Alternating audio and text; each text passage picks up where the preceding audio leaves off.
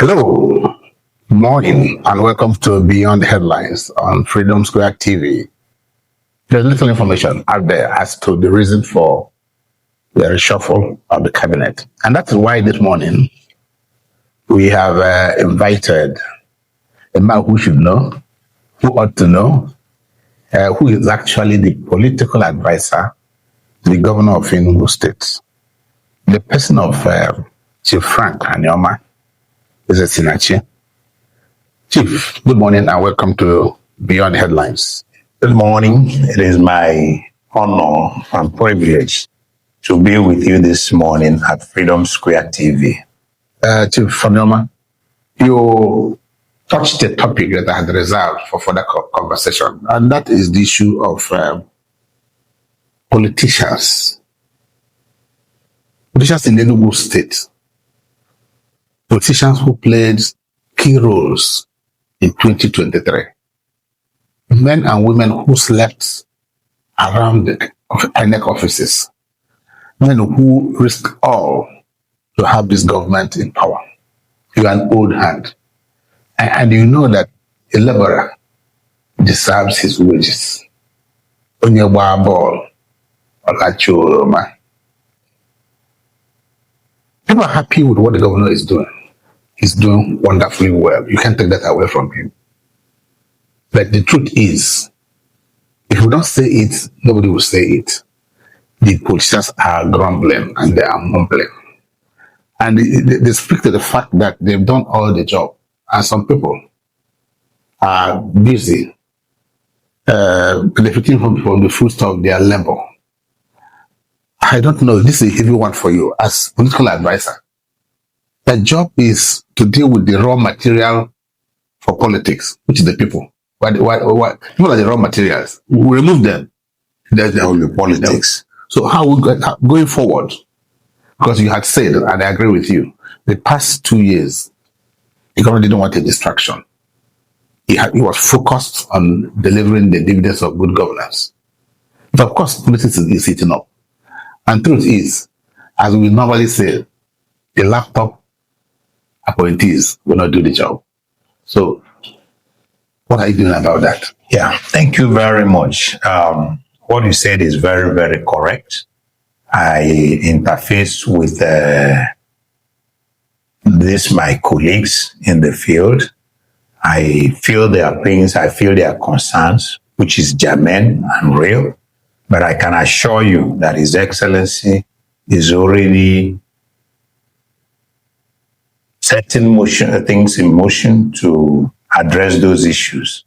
Part of it, like we've been discussing, is the cabinet reshuffle. New hands have been engaged.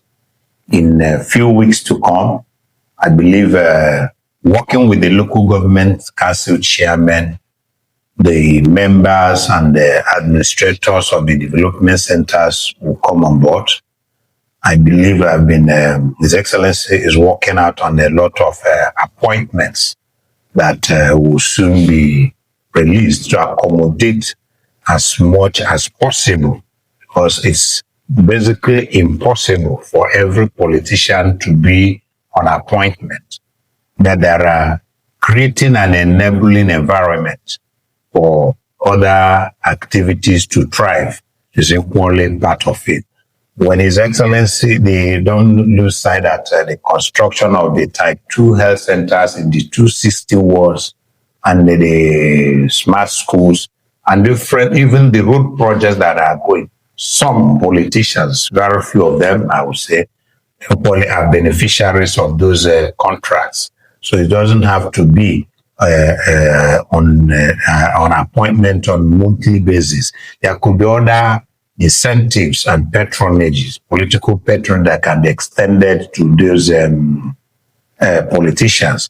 And I must commend some of the local government chairmen who have expanded their own programs and accommodated as many politicians as possible. I visited some local government where they have as much as 200 to 300 appointees in those local government. These are helping to assuage the feelings in those areas. So His Excellency is aware and is very much willing to absorb as many as are required to make the government functional. It doesn't have to be a bloated government where it's just come and pick money and go. So His Excellency, for the past 2 years, was determined to address the deficit of infrastructure in Enugu. And like we said, today, Enugu is wearing a different look, and work is still ongoing in different parts and in different sectors of governance. Governor Mbah of Enugu State emerged from the People's Democratic Party, the PDP. Since 1999 till date, Enugu has been the home of PDP. And proudly so. But a lot of things changed in the last election. But the fact that you saw infiltration of other parties coming into the Enugu State House of Assembly. Luckily, some of them have found their way back to the PDP. But the truth is that the PDP at the national level is in intensive care units. Ayoshe, former governor of Enugu State, says he's actually living like a carcass. I heard this is your part. Oh, thank you. Truth to be told, PDP is having a fair share of its own political crisis. And I can tell you, none of the political parties that I know in Nigeria is free from this crisis. The ruling party has its own challenges. Even the new ADC is equally grappling with a lot of crisis already. So PDP, having been in power for several years and then loses power, is being affected with his own crisis. Like we said, Enugu has been a home to PDP for the past, since the inception of this democracy. PDP has held swell in Enugu State. And it's only in 2023 that you said that we now saw some other political parties breaking even in Enugu. So for now, Enugu is still under PDP. Enugu is still under PDP. The Southeast has always been home to the PDP. But it would appear that Enugu, like we all know, is just the only recusal and orphan, because it's surrounded by by other political parties. The governor and our governor is the leader for the PDP in the Southeast. As political advisor, how do you feel standing like an island in the big ocean? But that's what it appears we have now, and we just stand there. What efforts are you making to ensure that other states come on board or return firmly to the PDP? Well, like you said, what has happened in the Southeast, I must say, is a result of the way PDP has treated the Southeast. PDP has been home for, the Southeast has been home for PDP. Southeast have given PDP the kind of support that I don't know any other region that has been able to do so. Recall before now, even when PDP was being formed, we know Alex Ekweme was a major rallying point in the formation of PDP. It was like they wanted even to put it in their agreement that he must be their candidate. But being a Democrat that he was, he said it's the PDP, it really looked like all the sufferings, all the struggle was about him as a person. Because for the G34 to have stood up against the military and then continue the fight to make sure that the military relinquish power to a democratic rule. But unfortunately, PDP has not been so fair to the Southeast, especially in 2023 permutation. The presidency or the presidency of PDP the candidate for PDP in 2023 was meant to be for Southeast. So for whatever reason that made PDP to change their mind or deprive Southeast from flying the flag of presidency in 2023 is very unjust and is an unfair treatment to the people of Southeast that have supported PDP in spite of their own people. You remember even when Ojukwu was on the ballot, Southeast still voted for PDP. When Okadiwu and others were as the vice presidential candidate for other candidates, Southeast still voted PDP. So it is proper and feel that PDP should have rewarded Southeast for that loyalty, for that support. But that didn't happen. So it's part of what have contributed to the problem of PDP in Southeast. Okay, just recently, there was a big contestation in Nigeria, especially the PDP. And that was the issue of the national secretary of the PDP. Anioke left to run for the governorship and was not successful. He rushed back to take the position. And that pitted him against the rest of the Southeast. They said, no, you can't just do that. You can't go back and forth. We have other men and women, men of Timber and caliber that could actually do that.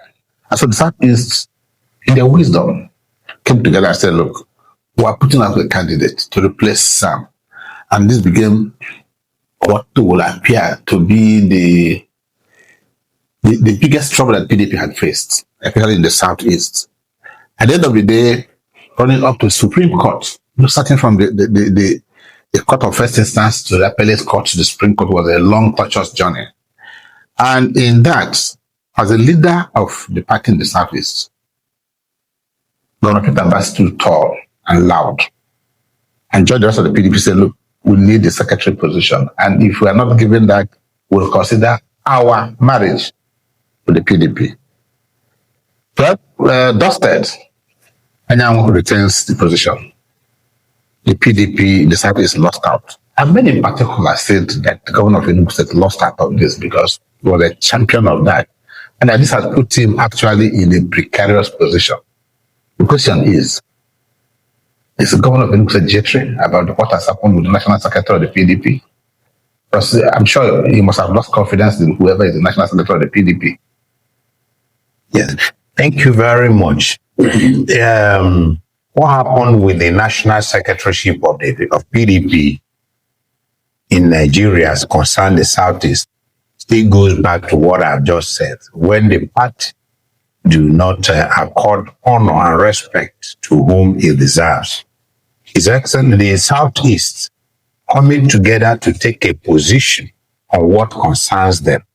And then people from different other zones seems to be trying to dictate what happens in the party in the Southeast is very unfortunate. Like you rightly said, Senator Anioke left to contest for governorship.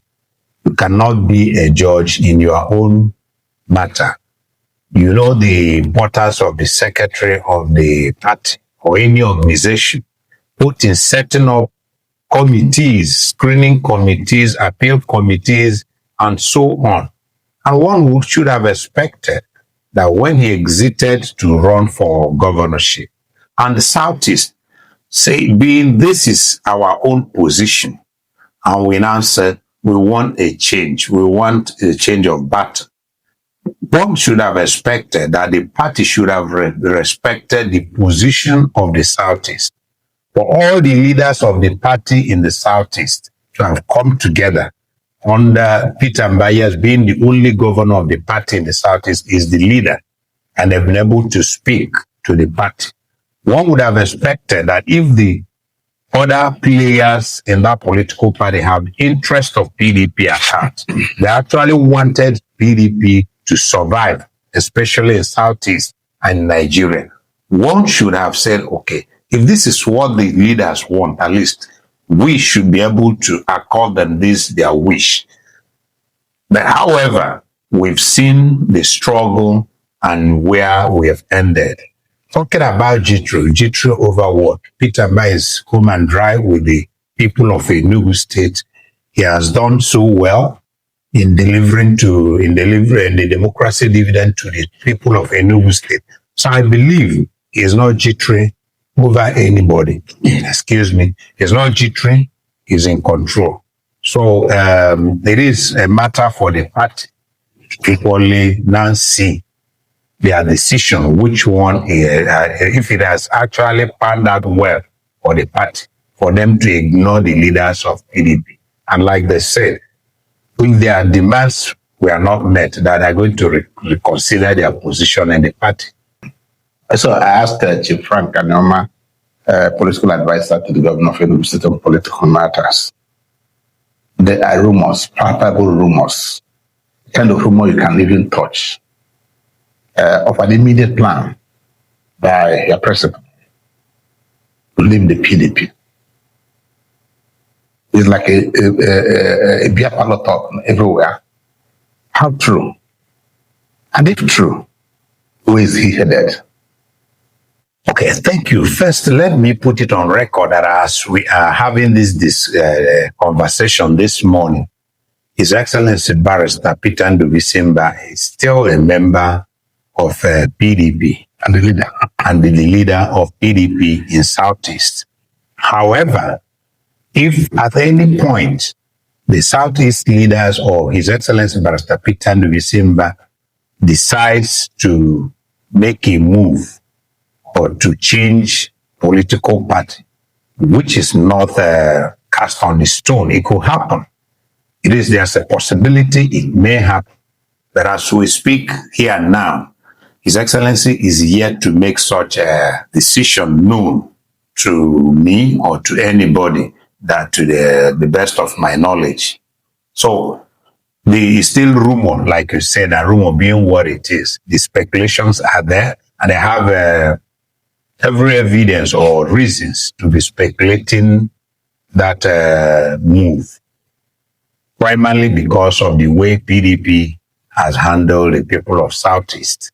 So it is until he makes such move, we'll be able to know.